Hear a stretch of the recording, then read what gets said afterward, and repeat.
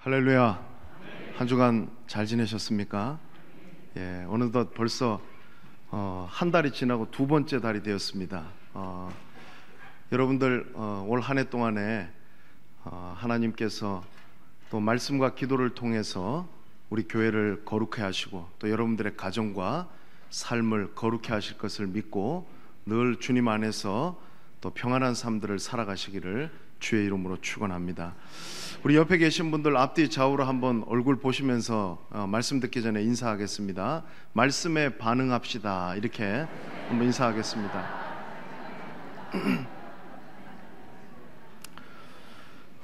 속이지 말고 솔직하게 손만 드시면 됩니다. 나는 성경 읽기 잘하고 있다. 손 한번 들어보세요. 이것밖에 안 됩니까? 큰일 났습니다. 아이고, 뭐 손 안 들어도 안 읽는 분들이 훨씬 더 많을 것 같은데요. 저도 그렇지만은 요즘에 제가 이렇게 다니면서 보면은요, 성경 읽기 위해 가지고 귀에다가 이어폰 꽂고 이렇게 MP3로 들으면서 말씀 읽는 분들도 계시고, 또 가정에서, 직장에서 또 틈나는 대로 성경 또 읽고 계신 분들도 계시다는 것을 듣고 있고, 더 감사한 거는요, 성경 읽고 나서 집에서 부부간에 읽은 말씀을 가지고 서로 받은 은혜를 나누는 분들이 계시다는 그런 이야기를 들으면서 너무나 마음에 감동이 됩니다. 여러분, 우리가 어떤 일을 할 때 똑같은 일이라도 기뻐서 즐거워서 할 수도 있고요, 마지못해서 억지로 할 수도 있고요, 또 은혜 가운데 할 수도 있고 의무감으로 그렇게 할 수도 있습니다. 근데 중요한 것은 뭐냐면은 여러분, 말씀을 가까이 하시고 말씀을 사랑하시기 바랍니다. 성경 읽기의 매력에 푹 빠지시는 우리 범천교회 성도님들 되시기를 주의 이름으로 축원합니다. 여러분, 살아있다는 것은요, 어떤 자극이 오면은 반응을 나타내게 되어 있습니다. 우리 살아있지 않습니까? 그러면 누가 옆에 와서 찌르거나 건드리면은 살아있는 사람은 반응을 보이게 되어 있습니다. 그런데 죽은 송장은 아무리 가서 찔러도 반응을 보이지 않습니다. 영적으로 하나님의 말씀이 임하면은요, 반응이 나타나야지 그 사람이 영적으로 살아있는 사람이죠. 영적으로 하나님의 말씀이 임하는데 아무 감흥이 없으면은 그 사람은 산송장이라는 거예요. 누가복음 24장에 보니까 예수님께서 엠마오로 가는 두 제자를 만나셨는데 그들이 예수님 못 알아봤습니다. 같이 길을 가면서 예수님께서 엠마오로 가는 그 두 제자에게 자신에 대해서 성경에 말씀한 부분을 풀어서 예수님이 말씀하실 때 그들이 나중에 뭐라고 얘기했습니까? 그분이 말씀을 풀어서 이야기해 줄 때에 따라서 하겠습니다. 우리 마음이 뜨겁지 아니하더냐. 여러분들의 마음이 뜨거워지시기를 주의 이름으로 축원합니다. 말씀이 임하면 뜨거워야 되는 거예요. 반응이 일어나야 되는 거예요. 감동이 있어야 되는 거예요. 그게 여러분, 우리가 영적으로 살아있다는 증거입니다. 파블로프라고 하는 행동 심리학자가 한 가지 실험을 했습니다. 개는 음식을 보면 침을 흘립니다. 근데 이거는 무조건적 자극이고 무조건적인 반응입니다. 이 개가 종소리를 딸랑딸랑 울려줘도 침을 흘리지 않습니다. 그런데 조건을 형성을 해보는 거예요. 그 침을 흘리는 개가 음식을 먹을 때에 종소리를 딸랑딸랑 들려줍니다. 이걸 여러 번 반복하고 난 다음에 나중에 음식을 주지 않습니다. 그리고 종소리를 딸랑딸랑 하면은 그 개가 어떻게 될까요? 침을 흘리는 거예요. 여러분, 우리가 살아가는 인생 가운데서 문제가 찾아오고 어려움이 찾아오면은요, 평소에 우리가 하나님 말씀을 우리가 읽고 그 말씀을 읽는 것이 습관이 된 사람은요, 그 문제가 우리에게 하나의 자극이 되는 거예요. 그래서 하나님께서 저와 여러분들의 인생 가운데에 탄탄대로만 주신 것이 아니라 8차선 고속도로만 열어주시는 것이 아니고, 때로는 인생 살다 보면은 마음 아픈 일도 있고, 때로는 병에 걸리기도 하고 여러 가지 많은 인생의 문제가 우리에게 자극이 된다라는 거예요. 근데 중요한 것은 뭐냐면 그 자극에 반응할 수 있어야 된다라는 거예요. 이 시대를 살아가는 우리 그리스도인들의 문제가 뭐냐면은, 따라서 하겠습니다. 말씀 불감증에 걸려 살아간다. 아무리 말씀이 전해줘도요, 그 말씀하고 나하고 상관이 없는 거예요. 그냥 기계적으로 반응하는 거예요. 기계적으로. 오토마톤이라는 용어가 있는데 쉽게 말하면 그거예요. 우리 자판기에다가 동전 500원짜리 넣고 버튼 누르면은 이게 세팅된 대로 그냥 나오는 거예요. 거기에는 우리의 어떤 관심이나 노력이 전혀 필요가 없는 거예요. 그런데 여러분, 우리 인간의 뇌에도요, 손해가 있는데 손해의 기능이 뭐냐면은 반복되어지고 습관적으로 기계적으로 반응을 여기다 딱 저장을 하는 거예요. 그럼 이게 어떻게 되냐면은 지식 수준이 낮은 단계의 사람일수록 쾌락을 따라서 살아가는 거예요. 오늘날 여러분, 저와 여러분들이 살아가면서 하나님은 우리에게 말씀하시기를 원하시고 하나님의 말씀이 우리에게 들려지는데 우리는 이 오토마톤처럼 그냥 기계적으로 반응하고 말씀 불감증에 걸려서 살아가는 것이 우리의 문제라는 거예요. 그래서 이 시대를 가리켜서 말씀 실종의 시대라고 이야기를 합니다. 그거는 예나 지금이나 다를 바가 없다는 거예요. 어떤 분들은 저에게 그렇게 이야기할 수 있죠. 아니 목사님, 지금 교회가 얼마나 많은데요, 목사님들이 얼마나 많고 라디오를 틀고 TV를 켜고 인터넷에 접속만 하면은 말씀이 그냥 홍수처럼 쏟아져 나오는데, 근데 중요한 것은 뭐냐면 그 말씀을 삶의 기준으로 알고 하나님의 말씀으로 받아들이면서 사는 사람이 드물다는 거죠. 자, 이제 오늘 우리가 이 사무엘상 말씀을 살펴보려고 하는데, 말씀과 기도의 사람 시리즈 오늘은 네 번째 시간입니다. 첫 번째 누구였습니까? 아브라함. 복습시키는 거예요. 제가 손에 저장을 해보세요. 자, 두 번째 누굽니까? 요셉. 세 번째 누굽니까? 모세. 오늘 누구입니까? 사무엘이라는 거예요. 자, 이 사무엘이 살았던 이 시대에 대해서 오늘 3장 1절에서 한 구절로 딱 요약해 주고 있어요. 따라서 합니다. 말씀이 희귀하여 이상이 흔히 보이지 않았더라. 여러분, 이게 문제라는 거예요. 이게 말씀이 희귀했다라는 거예요. 말씀이 드물다는 말이죠. 희귀하다는 말은 말씀이 삶의 기준이 안 되고 있다라는 거예요. 특별히 사무엘이 여러분 이 태어났던 시대는 사사시대에서 왕정시대로 넘어가는 과도기였습니다. 여러분, 우리 사사시대 어떤 시대였죠? 자기의 소견에 옳은 대로 살아갔던 시대예요. 이 사사시대는 영적인 암흑기였다라는 거죠. 그런데 지금 아직까지 그 시대가 지금 끝나지 않았던 그때에 이 사무엘이 등장하고 있다라는 겁니다. 그 시대의 특징이 뭡니까? 그때나 지금이나 말씀이 희귀하다라는 거예요. 이 말은 뭐냐면은 하나님의 말씀을 붙들고 사는 사람이 드물었다는 거예요. 여러분, 예나 지금이나 별반 차이가 없더라고요. 또 하나는 뭐냐면 이상이 흔히 보이지 않았다는 거예요. 여기서 말하는 이상은 비전이잖아요. 계시잖아요. 그 말은 무슨 말이냐면 하나님이 열어주시고 자신의 뜻과 계시를 나타내 주셔야 된다라는 거예요. 근데 그분이 침묵하고 계시다는 거예요. 그러니까 문제라는 거예요. 자, 우리 예수 믿는 사람들은요, 여러분, 우리가 돈 없어도 살 수 있습니다. 여러분, 우리가 큰 집에 좋은 차 안 타도 살 수 있어요. 그런데 가장 고통스럽고 괴로운 일은 뭐냐면 하나님이 입을 닫아버리시는 거예요. 그러면 저도 못 살고 여러분도 못 살아요. 말씀이 들려지지 않으면요, 이거는 여러분 우리가 받을 수 있는 심판 중에서 가장 여러분 고통스러운 거예요.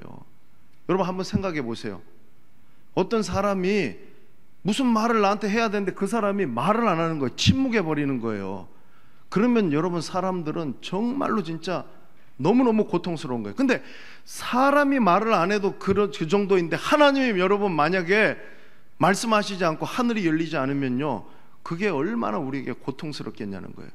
우리 예수 믿는 그리스도인이 분명히 알아야 될 게 있어요. 여러분, 뭐냐 하면은 내가 이 세상에서 내 실력과 내 지식을 가지고 잘 사는 게 아니에요. 하나님이 우리에게 말씀해 주시는 대로 그 하나님의 뜻을 따라서 사는 것이 예수 믿는 사람은 가장 잘 사는 복된 삶인 줄로 믿습니다. 그래서 여러분, 하나님이 말씀해 주셔야 되고 하늘이 열려야 되는 거잖아요.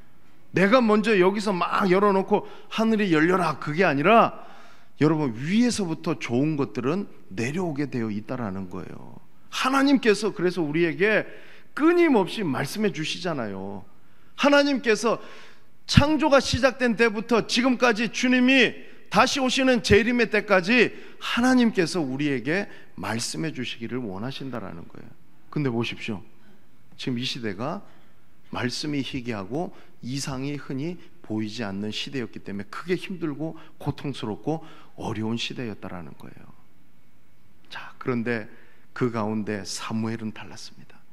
사무엘은 한나가 기도로 얻은 아들이었습니다. 사무엘은 나시린으로서 하나님께 바쳐진 사람이었다는 거예요. 그 사무엘은 어떻게 달랐는지를 오늘 이 사무엘상 3장 이전에 3번에 걸쳐서 이야기해주고 있다는 거예요. 저를 따라서 하겠습니다. 사무엘은 여호와를 섬겼더라. 사무엘은 여호와 앞에서 섬겼더라. 이것이 사무엘이 우리와 달랐다는 거죠. 그 시대 사람하고 달랐다는 거예요. 자, 여호와를 섬겼더라는 이 말은 무슨 의미냐 하면은 정체성에 관련된 문제예요. 저와 여러분들 누구 섬기는 사람입니까? 하나님 섬기는 사람이에요. 우리 정체성은 하나님의 자녀라는 거예요. 우상을 섬기는 게 여러분, 하나님 자녀가 아니라는 거죠. 그러니까 2장에서나 3장에서나 사무엘이 여호와를 섬겼더라, 이 말은 뭐냐면은 사무엘은 자기가 누군지 알았던 거예요. 나 하나님 섬기는 사람. 여러분들도 하나님만 섬기시기를 바랍니다. 두 번째는 뭐냐 하면은 여호와 앞에서 섬겼다는 거예요. 신전의식을 가지고. 이거는 뭐냐면 하나님과의 교제가 이루어졌다라는 거예요. 저와 여러분들 누구 앞에서 살아가고 있습니까? 하나님 앞에서 살아가고 있다는 거예요. 요셉이 그랬지 않습니까? 많은 신앙의 사람들이요, 자기가 죄 짓지 않겠다고 내 의지와 결단 가지고 안 된다는 걸 알았습니다. 그래서 우리 예수 믿는 사람은요, 하나님 앞에서 1인의 청중이 돼야 되는 거예요. 오늘 여기에 400명, 500명의 사람들이 있지만 하나님은요, 다수를, 여러분들 전체를 놓고 말씀하시는 게 아니라 여기 있는 각 사람 한 사람에게 하나님께서는 말씀하고 계신 줄로 믿습니다. 그래서 여러분에게 주시는 말씀으로 받아야 되는 거예요. 우리 하나님께서 우리에게 오늘도 나에게 말씀해 주기 위하여서 이 자리에 나를 여기에 불러주신 줄로 믿습니다. 사무엘은 여호와를 섬기는 사람이었고 여호와 앞에서 살아가는 사람이었다는 거예요. 우리가 아무리 말씀이 희귀하고 이상이 보이지 않더라도 여러분, 그런 삶을 살아가는 저와 여러분들 되시기 바랍니다. 그런데 이 시대의 이 영적인 암흑의 상황을 가장 단적으로 보여주는 구절이 오늘 본문 2절에 나오고 있습니다. 우리 본문 2절 말씀을 같이 한번 읽어보도록 하겠습니다. 자, 시작.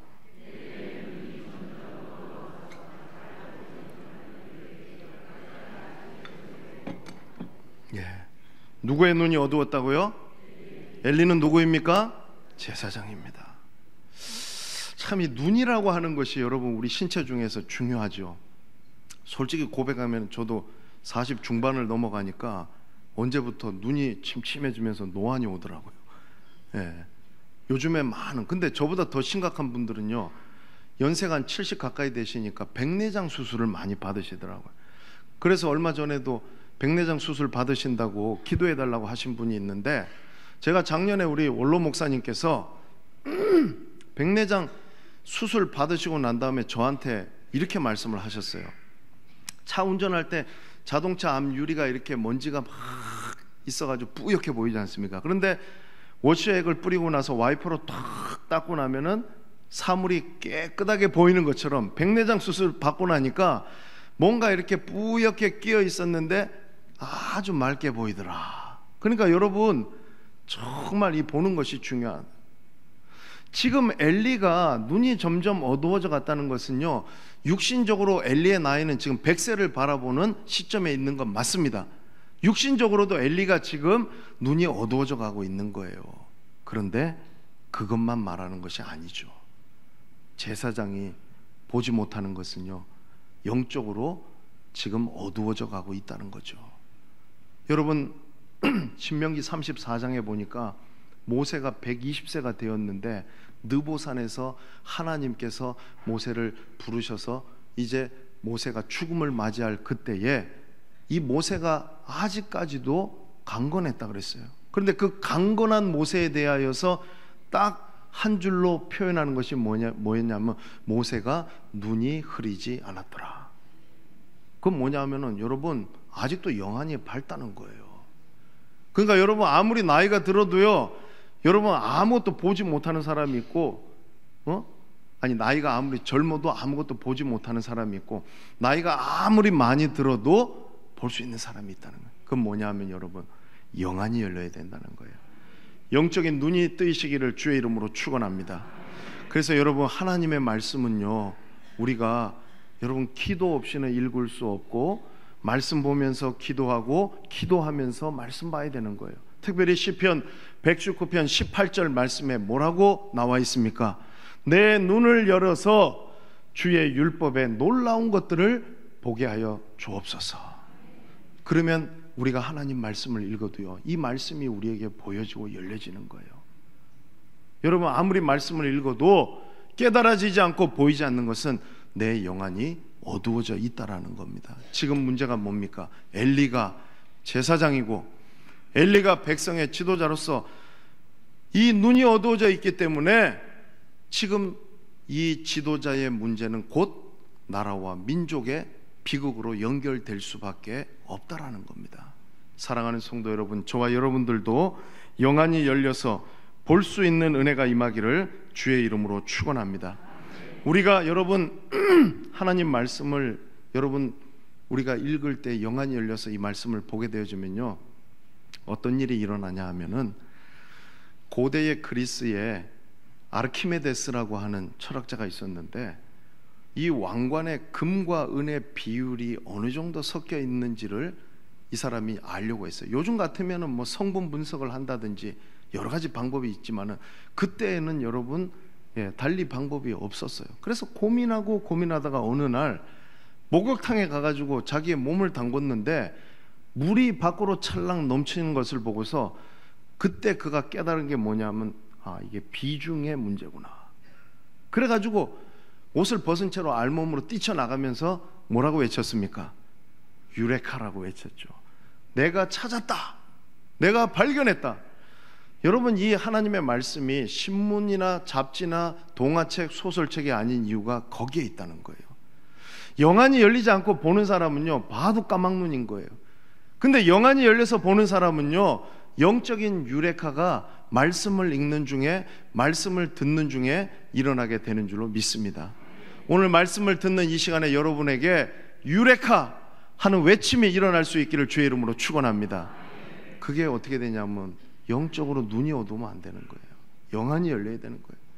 더 심각한 문제는요, 엘리가 지금 따라서 하겠습니다. 자기 처소에, 따라서 해보세요. 자기 처소에 누웠더라. 여러분 눕는 거는 밤이 되면은 잠잘 시간이 되면 가서 눕는 거 당연한 겁니다. 근데 과연 그것만 가지고 이야기했겠냐는 거예요. 한 가지 수식어가 있습니다. 어디에 누웠는지가 중요하죠.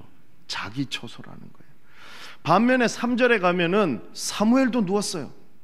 사무엘은 어디 누웠냐면 여호와의 전에 성소에 누웠다는 거예요. 하나님의 궤 앞에 누웠다는 거예요. 그 차이를 아셔야 되는 거예요. 여러분 엘리가 눈이 어두워가지고 잘 보지 못한 것은 육신으로 못 본 것만이 아니라 영적인 무지를 나타내지만 또 하나 그의 몸은 비대했기 때문에 어디에 누워 있었냐면 제사장이 자기 처소에 누워 있었다는 거예요. 사랑하는 성도 여러분, 이거는 우리에게 어떤 의미겠습니까? 직설적으로 말씀드리면 이거잖아요. 여러분 자꾸 자기의 침대, 자기의 이불 속에 누워있기를 좋아하시지 마시기 바랍니다. 자기 처소에만 누워있으면요, 기도의 자리, 예배의 자리로 나오기가 어렵다는 거예요. 여러분, 좀 더 구체적으로 말씀드리면 뭐냐면 새벽기도 나오시라는 거예요. 옛날 우리 선조들이 뭐라 그랬습니까? 집에서 자는 것보다 교회 와서 자면 잠도 더 잘 오고 마음도 평안하다. 여러분, 오늘날 우리의 문제는 뭐냐면 자기의 처소에 누워있기를 너무 좋아한다는 거예요. 그러면 여러분, 봐야 될 거를 볼 수가 없고 하나님이 그 사람에게 자신의 뜻과 계시를 나타내 보여줄 수가 없다라는 거예요. 아무리 영적으로 어두워도요, 하나님은 자기의 사람을 통하여서 자신의 뜻과 계시를 나타내 보여주시는 분인 줄로 믿습니다. 자, 이것이 여러분 영적인 암흑시대의 단적인 예이지 않습니까? 제사장이 눈이 어두워서 볼 거를 보지 못하고, 제사장이 하나님의 성소에서 자기의 일을 감당한 것이 아니라 제사장이 지금 자기의 처소에 누워 있었다는 것은 큰 위기이고 불행이라는 사실입니다. 그런데 하나님께서는 이와 같은 상황 속에서도요, 자기 백성을 사랑하시고 하나님은 희망을 주고 계시더라는 겁니다. 그것이 오늘 본문 3절 말씀에 나와 있습니다. 우리 또 3절 말씀 한번 읽어보겠습니다. 시작.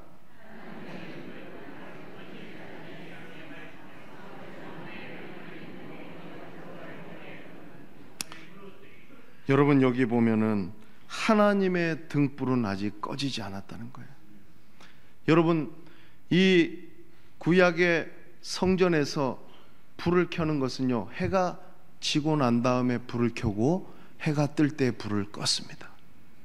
그런데 놀라운 것은 뭐냐면은 거기에 사무엘이 누워 있었고, 사무엘이 하나님의 궤 앞에 있었고, 그 밤에 꺼지지 않는 하나님의 등불이 있었기 때문에 사무엘은 하나님의 선지자로 부름받게 된 줄로 믿습니다. 이것은 우리에게요, 아무리 시대가 영적으로 타락하고 암흑과 같은 시대라 할지라도 하나님의 등불은 꺼지지 않고 우리에게 비춰지고 있다는 것을 말씀해 주고 있다는 거예요.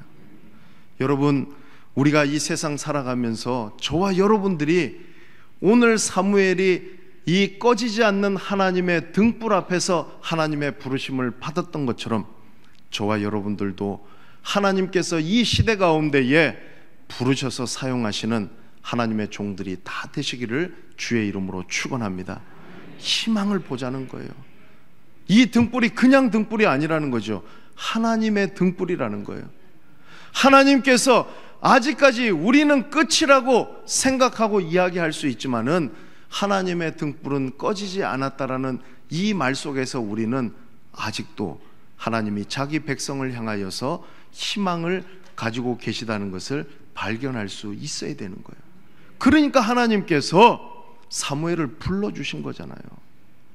여러분, 우리 하나님은요, 우리에게 한 가지 특별한 방식을 통하여서 우리를 만나주시는데, 그것은 뭐냐 하면요, 하나님께서 끊임없이 우리에게 말씀하신다는 거예요. 여러분, 하나님은 존재 자체이시기도 하지만은 자신을 나타내실 때에 한 가지 특별한 방식이 있는데, 그게 뭐냐면 하나님께서 말씀을 통하여서 우리에게 자신을 나타내신다는 거예요. 예를 들어 보겠습니다. 하나님께서 천지 만물을 뭘로 창조하셨습니까? 말씀으로 창조하셨어요. 하나님은 지금도 저와 여러분들을 어떻게 다스리고 계시고 하나님께서 섭리 가운데 인도하시냐면 말씀을 통하여서 그렇게 하신다는 거예요. 오늘 그 증거가 4절 이하에 나오고 있습니다. 하나님은 사무엘에게 말씀하셨다는 거예요. 하나님은 구약의 여러 선지자들과 하나님의 사람에게 말씀하고 계시더라는 거예요. 하나님은 이 시대를 살아가는 저와 여러분들에게도 말씀하고 계시는 분인 줄로 믿습니다. 그래서 저와 여러분이 기억해야 되는 것은 뭐냐면 하나님께서 우리에게 말씀해 주고 계시다는 것을 우리가 잊지 말아야 된다는 거예요. 자, 오늘 여기에 보면은 하나님께서 몇 번 사무엘을 부르셨습니까? 몇 번 부르셨습니까? 세 번이라고 하는 거는 오늘 읽은 말씀에 세 번 나와 있으니까 잘하셨습니다. 그런데 10절 말씀에 보니까 4번 부르셨다는 거예요. 하나님께서 사무엘을 부르실 때 사무엘은 잘 깨닫지 못하였습니다. 그런데 마지막 4번째 부를 때는 3번째 엘리가 가르쳐 주었기 때문에 이 사무엘이 반응하고 있더라는 겁니다. 근데 여러분, 하나님께서 말씀으로 저와 여러분들을 이 불러주시는 것이 얼마나 우리에게 귀한 일인지 모릅니다. 왜 그러냐 하면은 첫 번째로 저와 여러분들이 세상 가운데에 있을 때에 하나님께서 저와 여러분들을 불러주셨습니다. 믿으시길 바랍니다. 그리고 우리가 살아가다 보면은 여러분, 죄 가운데 있을 때 하나님이 또 우리를 불러주시는 거예요. 창세기 말씀에 보니까 아담이 하나님 말씀에 불순종해서 선악과를 따먹고 난 다음에 나무 뒤에 숨었을 때 하나님께서 어떻게 하셨습니까? 아담아, 아담아 하고 부르셨어요. 그때 아담이 숨어 있다가 뭐라고 대답합니까? 제가 벗은 줄 알고 부끄러워해서 숨어 있습니다. 왜 그렇습니까? 죄 지은 사람은요, 하나님을 똑바로 볼 수 없기 때문에 그런 거예요. 그런데 은혜가 뭐냐면 하나님이 그 아담도 불러주시더라고요. 여러분, 혹시 지금 여러분들이 하나님 앞에 부끄러운 모습이고 죄 가운데 있다 할지라도요, 하나님은 말씀으로 저와 여러분들을 부르고 계신 줄로 믿습니다. 그리고 하나님께서는요, 오늘 사무엘을 부르시고 이 시대 가운데 저와 여러분을 부르시는 이유가 있더라는 거예요. 그것은 뭐냐 하면은 하나님의 사명을 맡겨주시기 위해서 부르고 계시더라는 거예요. 그래서 우리 하나님께서 이렇게 부르실 때에 우리가 어떻게 반응해야 되는지를 오늘 이 사무엘의 모습을 통하여서 우리가 찾아볼 수가 있습니다. 그것이 뭡니까? 하나님 부르실 때에 못 들은 척하고 하나님 부르실 때에 동문서답하는 것이 아니라 오늘 여기 말씀에 보니까 사무엘이 반응했던 모습이 나와 있는 거예요. 오늘 말씀의 제목이 뭐라고요? 사무엘 말씀에 반응하다. 어떻게 반응해야 되겠습니까? 즉각적으로 반응해. 오늘 여기 말씀에 보니까 사무엘이 이렇게 말하고 있습니다. 따라서 하겠습니다. 내가 여기 있나이다.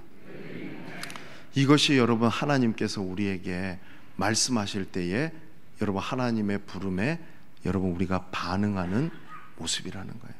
내가 여기 있다라는 거예요. 여러분, 이사야 6장 말씀에 보면은 이사야 선지자가 우시야 왕이 죽던 해에 나라가 망해가는 풍전등화와도 같은 그때에 어디 갔습니까? 성전에 올라간 거예요. 성전에 가서 무엇을 보았냐 하면 스랍들이 6날개로, 2날개로는 얼굴을 가리고 2날개로는 몸을 가리고 2날개로는 발을 가리면서 그 천사들이 날면서 거룩하다 거룩하다 거룩하다라고 만군의 여호와 하나님을 찬양하고 있습니다. 근데 그때에 소리가 나기를 누가 우리를 위하여 갈고, 그때 이사야 선지자가 뭐라고 대답하고 있습니까? 주여 내가 여기 있나이다, 나를 보내소서. 그렇게 반응하고 있다는 거예요. 오늘 이 사무엘이 아직까지는 하나님의 말씀이 이상으로 그에게 나타나지 않았기 때문에 그가 알지 못하였을지라도 그가 하나님 앞에 반응했던 것은 뭐냐면 내가 여기 있습니다, 이거라는 거예요. 여러분, 하나님의 말씀이 들려질 때에 우리는 여러분 어떻게 반응하고 있습니까? 그 말씀 앞에 내가 여기 있습니다 라고 그렇게 반응하지 못할 때가 너무나도 많다라는 거예요. 말씀이 들려질 때 그 말씀이 어려우면은 못 들은 척할 수 있고, 그 말씀이 나에게 부담이 되면은 나는 안 들으려고 할 때가 많이 있다라는 거예요. 그러나 오늘 여기 말씀에 나오는 것, 하나님이 우리에게 영적인 암흑의 시대와 같은 시대에도 하나님은 우리에게 끊임없이 말씀해 주시기를 원하시는 분이시고, 그분은 우리에게 대화를 통하여서 오늘 사무엘을 부르고 계신 것처럼 이 사무엘이 내가 여기 있나이다 라고 그렇게 하나님 앞에 나아가야 됐던 것처럼 저와 여러분들도 하나님 앞에 그렇게 반응하며 나아갈 수 있기를 주의 이름으로 축원합니다. 여러분, 하나님은 말씀하시고 우리는 들어야 된다라는 거예요. 이게 굉장히 중요한 거예요. 그런데 듣는데요, 그냥 듣는 것이 아니라 우리가 어떻게 듣느냐가 중요한 거죠. 어떤 사람들은요, 하나님 말씀을 우리의 육신의 귀로만 들으려고 하는 분들이 있더라고요. 그런데 여러분, 육신의 귀로도 들어야 되지만은 정말 잘 듣는 사람, 정말 들어야 되는 것은 어떻게 듣는 거냐면 마음의 귀로 들어야 되고 영의 귀로 들어야 되는 줄로 믿습니다.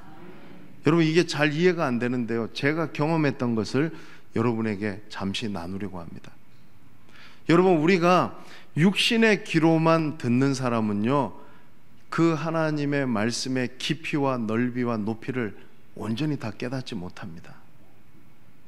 우리가 성경 읽기를 하는데요, 많은 사람들이 창세기, 출애굽기 말씀을 재미있게 읽다가 레위기서 말씀에 딱 가면 여기서 걸려요. 왜? 레위기서 말씀은 어렵거든요. 읽어도 무슨 말인지 잘 이해도 안 되거든요.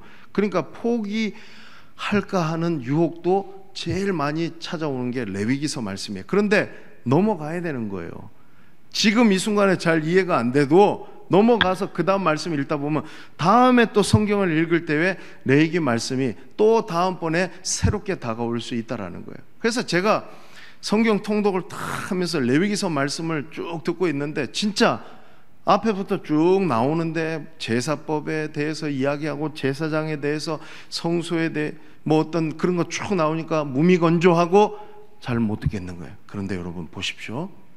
육신의 귀로만 들으려고 하면 이 말씀이 나하고 아무 상관없는 말씀이고 아무 감흥이 없는데, 말씀에 대해 반응을 할 수 없는데, 마음의 귀로 듣고 영의 귀로 들으니까 레위기 26장 말씀을 딱 듣고 읽어 나가는데 저에게 어떤 일이 일어난 거예요. 그게 뭐냐면요, 이런 말씀이 있더라고요. 말씀에 순종하는 것과 순종하지 않는 것에 대하여서 이야기를 하다가 거기에 말씀에 너희가 말씀에 순종하지 않으면은 하늘이 철이 되고 땅이 노시 되어서 너희가 곡식을 심어도 소출이 없을 것이다. 여러분, 이 말씀이 어떻게 들리세요? 생각해 보십시오. 하늘이 철이면은 비도 안 오고 햇빛도 비칠 수가 없는 거예요. 땅이 노시면은 땅은 땅이어야 되는 거예요. 거기다 씨 뿌리면 곡식이 자라서 열매 맺을 수 없습니다. 여러분, 하나님의 말씀에 반응하지 않고 내 맘대로 사는 사람은요, 아무리 날고 기어도 여러분 하나님께서 그 사람에게 절대로 복을 안 주시는 거예요. 그런데 뒤에 여러 번 나오는 말씀이 뭐냐면은 내가 7배나 벌을 더한다는 이 말씀. 야, 여러분, 이 말씀이 넘어갈 수가 없는 거예요. 거기에 멈춰선 거예요. 거기에 마음의 귀로 듣게 돼주고 거기에 영의 귀로 들으니까요, 무슨 생각이 들리냐 하면은, 야, 하나님 말씀에 불순종하며 사는 것이 이렇게 무서운 일이구나. 세상 없는 방법 가지고 내가 해도 안 되는 건 안 되는 거구나. 그게 깨달아지더라는 거예요. 그래서 여러분, 하나님 말씀을 읽을 때 여러분 어떻게 읽어야 되냐면은 하나님 아버지의 마음을 가지고 읽어야 되는 거예요.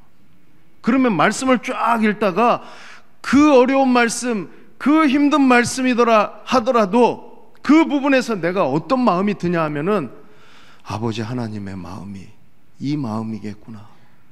내가 정말로 이렇게 죄 지으면서 살고 내가 이렇게 살면은 우리 하나님 아버지의 마음이 참 아프겠구나. 여러분, 그게 말씀에 반응하고 하나님 말씀을 제대로 읽는 거라는 거예요. 근데 저도 그렇지 못했더라고요. 그냥 건성으로 읽을 때는요, 여러분, 이 말씀이 하나도 나에게 들려지지 않고 그 말씀이 나에게 감동이 없더라는 거예요. 한 말씀이더라도 아버지 하나님의 마음을 갖고 그 말씀을 읽어 나가시기를 주의 이름으로 축원합니다. 오늘 말씀은 전하는 저도 여러분에게 말씀을 전할 때 여러분들이 하나님 아버지의 마음이 참 그렇겠구나라고 여러분들이 그 마음을 갖고 이 말씀을 들으시기를 주의 이름으로 축원합니다. 다른 것 없잖아요, 여러분. 하나님 말씀에 반응하는 게 여러분 그거지 않습니까? 그러니까 사무엘이 3번이나 하나님이 부르실 때는 깨닫지 못하다가 4번째 하나님 부르실 때에 엘리가 이제 하나님이 너를 부르시면 네가 이렇게 답해라. 뭐라고 답하라 그랬습니까? 여호와여 말씀하옵소서, 주의 종이 듣겠나이다. 따라서 하겠습니다. 여호와여 말씀하옵소서, 주의 종이 듣겠나이다. 오늘 이것이 여러분 오늘 말씀에 반응하는 우리의 자세고 사무엘의 반응이었고 오늘 이 말씀의 하이라이트 하는 거예요. 여러분 우리가 하나님 앞에 이렇게 나아가야 되는 거예요. 하나님 말씀하옵소서. 여러분 그냥 여기서 말씀하옵소서라고 할 때 우리가 잘 와닿지 않습니다. 그런데 원어는요 한 가지 수식어가 붙어요. 우리가 어떤 걸 이야기할 때 이거 하지 마세요 이야기할 수 있습니다. 그런데 제발이란 말을 거기에 갖다 붙이면은 제발 이거 하지 마세요 어떻습니까? 이거랑 같을 수가 없는 거예요. 제발이란 말이 붙는 거는요 간곡하게 간절하게 마음을 담아서 하는 거잖아요. 여기에 말씀하옵소서 앞에 원어적인 의미로 여러분 그 의미를 풀어보면 제발 말씀해 달라는 거예요. 사무엘이 지금 하나님 앞에 뭐라고 얘기하냐면 제발 하나님 나에게 말씀해 주옵소서 그렇게 지금 하나님 앞에 구하고 있다라는 거예요. 사랑하는 성도 여러분, 저와 여러분들도 하나님 앞에 제발 하나님 말씀해 주옵소서라고 그렇게 구하는 저와 여러분들 되시기 바랍니다. 왜 그렇습니까 여러분? 선지자는요 자기 말 하는 사람이 아니잖아요. 선지자는 하나님이 하라고 하면은 하나님의 말씀을 전해야 되는 사람이에요. 제가 여러분 설교는 이렇게 하는데 지난주에 재직 세미나 했는데 참 몇 주 전부터 부담이 많이 되더라고요. 이 이야기 하면은 성도들이 힘들어지지 않을까, 또 마음에 또 시험 들지 않을까 이런 마음이 드니까요 참 재직 세미나 하면서 제가 사실은 마음이 부담이 됐고 설교할 때보다 더 힘들더라고요. 그런데 여러분 한번 생각해 보세요. 선지자가 자기 말 하면 안 돼요. 설교자가 자기 말 하면 안 되는 거예요. 어려워도 힘들어도 하나님이 말씀하라고 하면 그 말씀 해야 되는 게 선지자고 설교자인 줄로 믿습니다. 그래서 어려운 거잖아요. 그리고 더 중요한 것은 뭐냐 하면은 설교자가 선지자가 먼저 하나님 말씀 듣고 말해야 되는데 안 듣고 자기 생각 가지고 말하면 큰일 나는 거예요.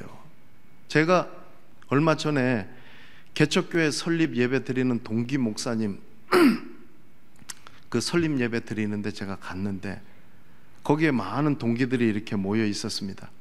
그 중에 중국 선교사인 한 선교사 목사님이 저한테 묻는 거예요. 정 목사님, 요즘에도 설교하러 올라갈 때에 성경책 끼고 뛰어서 올라가십니까? 이러더라고요.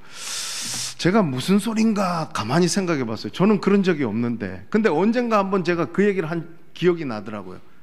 어느 목사님이 하나님의 말씀을 본인이 먼저 듣고 제발 하나님 저에게 말씀해 주옵소서. 그래서 하나님의 말씀이 들려지고 나니까 그 주간에 강단에 올라가서 설교하는 것이 기다려지고 오늘 하나님이 어떤 말씀을 우리 성도들에게 주실까? 자기 말 하러 올라가는 게 아니잖아요. 하나님이 주신 말씀을 가슴에 담았기 때문에 올라갈 때에 그분은 뛰어서 올라가는 거예요. 오늘도 내가 이 말씀 전해야 된다는 감격이 있고 감동이 있기 때문에 그런 거잖아요. 그런데 만약에 반대로 하나님의 말씀을 자기가 듣지 못했어요. 내가 하나도 하나님 말씀에 감동이 없어요. 그러면요 그 주간에 세상 없는 강심장이라도 단 위에 올라가서 설교할 때 그 마음이 여러분 즐겁고 기쁘겠습니까? 저를 놓고 보면 아니더라고요. 저도 하나님의 말씀을 제가 먼저 듣고 제 자신에게 그 말씀을 설교하고 난 다음에 제가 그 말씀을 듣고 난 다음에 전할 때는요 누가 무슨 소리를 해도 담대함이 있는 거예요. 그런데 만약에 제가 충분히 듣지 못하고 단위에 서면요 고개 숙이고 있는 사람, 엉뚱한 행동하고 있는 사람 여러분 예배 드릴 때 보면요 마음이 힘들어지고 너무 막 죽겠는 거예요. 그게 그 차이라는 거예요.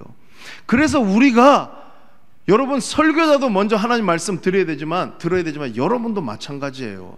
무슨 말입니까? 여러분들이 세상에 나가서 여러분 주변에 있는 사람에게 우리가 소위 말해서 전도라는 걸 할 때에 그들에게 무엇을 말해주냐 하면은 내가 오늘 예배 시간에 하나님 나에게 주셨던 그 말씀, 내가 하나님과의 1인의 청중으로 들었던 말씀을 가지고 그들에게 전해줘야 되는 거예요. 그런데 나 들은 게 없어요. 내가 안 들었어요.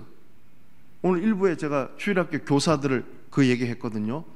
교사가 예배 똑바로 안 드리고 교사가 성경 안 읽는데요, 아이들한테 가서 너 성경 읽어라, 너 예배 잘 들어라, 그거는요 하나님 기만하는 거고 자기 기만하는 거고 그 아이들 기만하는 거예요. 여러분, 집에서 부모를 가장 잘 아는 거는 그 자녀입니다. 그 남의 집 자녀들은 여러분 몰라요. 자기 집의 자녀한테 그 부모가 기도 안 하고 성경 읽지 않고 예배 똑바로 드리지 않고 하나님 제대로 섬기지 않으면서 그 자녀 보고 성경 읽어라, 기도해라, 그 얘기하면 그 자녀가요, 여러분 뭐라고 생각하겠냐는 거예요. 딱 그거라는 거예요. 그러니까 저도 그렇고 여러분도 그렇고 우리가 먼저 하나님 제발 나에게 말씀해 주시옵소서 들어야 되는 거예요. 들으시길 주의 이름으로 축원합니다.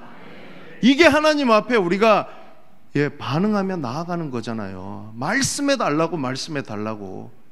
오늘 이 시간에 하나님은 지금 여러분 우리와 대화하기를 원하시고 사무엘을 부르셨던 것처럼 이 시간에 여러분들에게 지금 하나님께서 그냥 있는 것이 아니라 여러분들 각자에게 말씀해 주시고 여러분들과 만나기를 원하신다는 거예요. 그러면 우리가 그 하나님의 말씀을 여러분 마음의 귀로 영의 귀로 들어야 되지 않겠습니까? 사무엘이 뭐라고 얘기합니까? 주의 종이 듣겠나이다. 간략히 말씀드리면 두 가지잖아요. 주의 종이 듣겠다는 그 말은 뭐냐면 첫 번째는 경청하겠다는 거예요.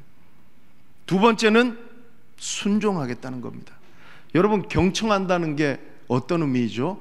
건성으로 듣고 흘려 듣는 게 아니에요. 어떤 말은 흘려 들어야 되는 거였어요. 마음에 담아두면 안 되는 거예요. 그런데 하나님의 말씀은요 경청해서 들어야 될 줄로 믿습니다. 여러분, 경청해서 듣는 거는요 주의를 집중해서 듣는 거잖아요. 귀로만 듣는 게 아니라 손과 발과 나의 모든 것을 가지고 듣는 거예요. 대표적으로 여러분 누가복음 10장에 보면은 마리아와 마르다 이야기 나오잖아요. 마리아가 예수님 말씀 어떻게 들었어요? 그 발치에서 경청해서 들었다는 거예요.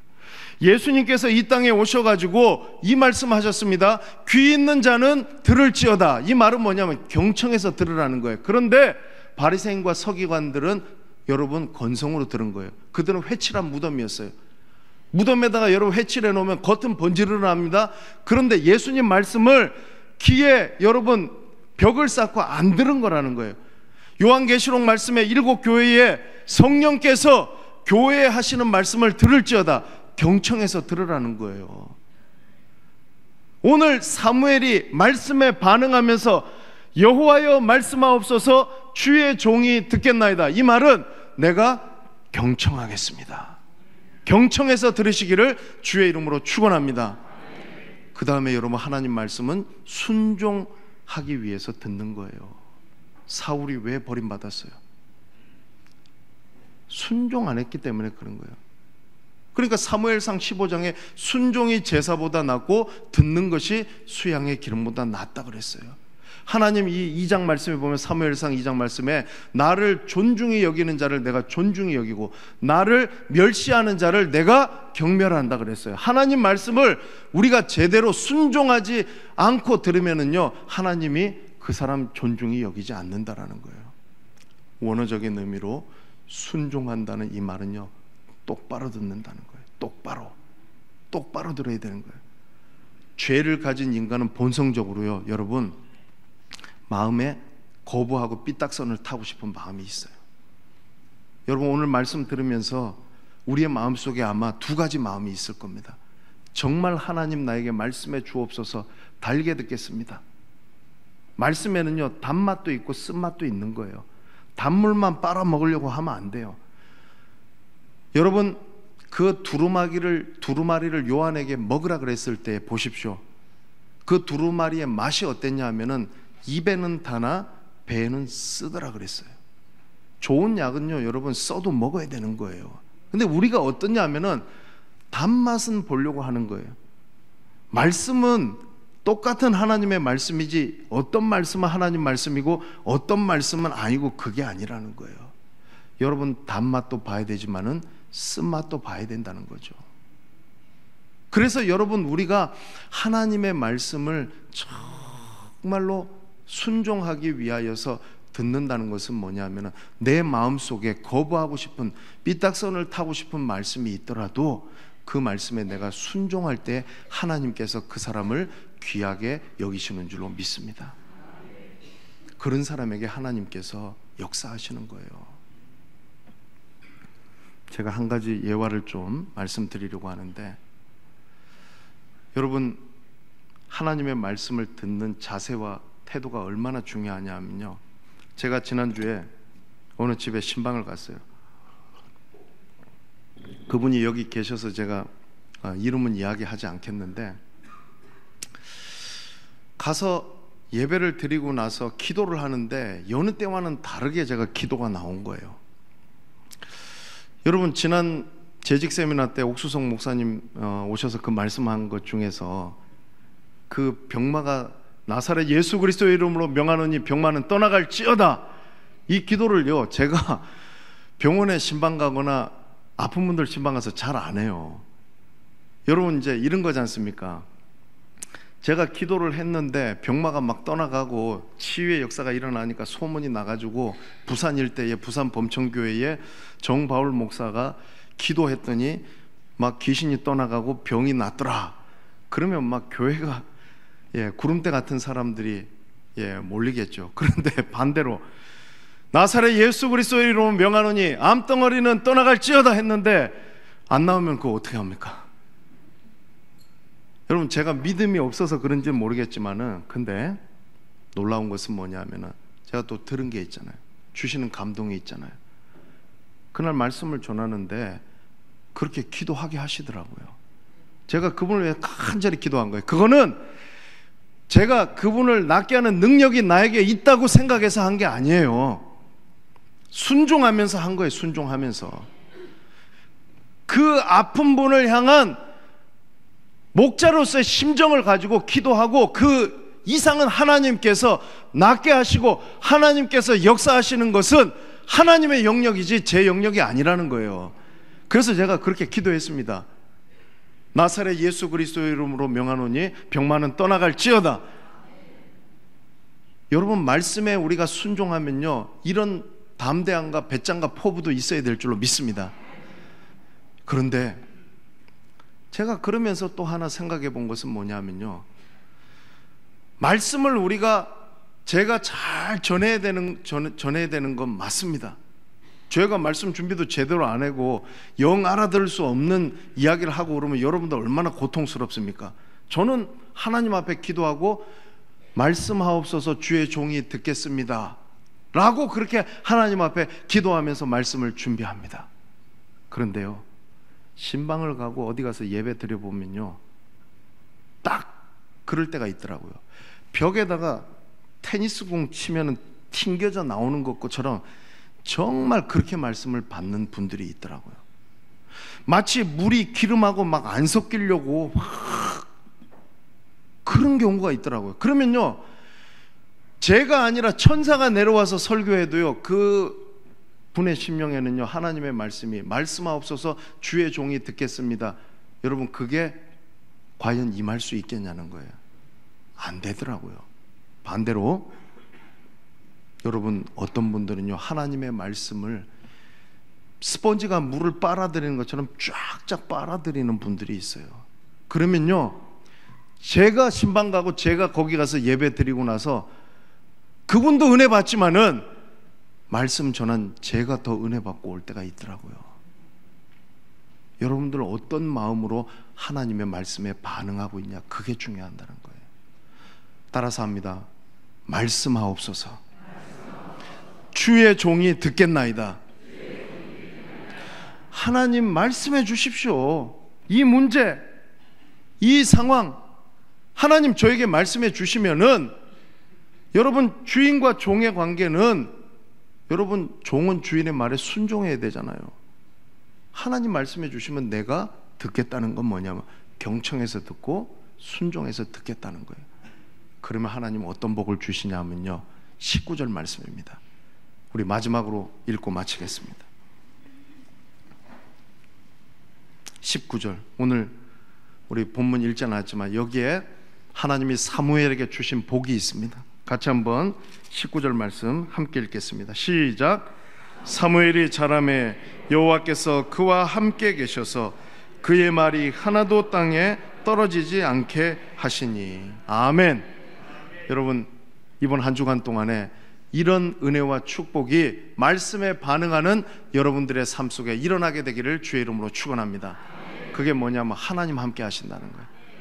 하나님은요, 어떤 사람과 함께 하시냐면 말씀과 함께 하는 사람에게 하나님이 함께 하시는 줄로 믿습니다. 그러면 어떤 결과가 나타나냐면은 그 말이 하나도 땅에 떨어지지 않는다는 거예요. 이 말은 여러분 주석을 찾아보니까 이런 의미라는 거예요. 하나님이 약속하신 것이 다 성취되더라는 거예요. 자, 보십시오.